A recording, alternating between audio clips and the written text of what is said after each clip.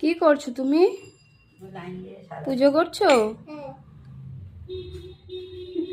থালাগুলো দাও, থালাগুলো দাও উপরে। লাইন ধরে করছো? এই থালা এই উপরে দাও, এখানটা দাও, এখানে থালাগুলো রাখো। এই তো এইখানে তুমি তো এখানে রাখো তো থালা আজকে। এই আমার সেই গ্লাস ওই একটা দিয়ে আসো, ওই একটা দিয়ে দাও, ওটা দাও, ওই তো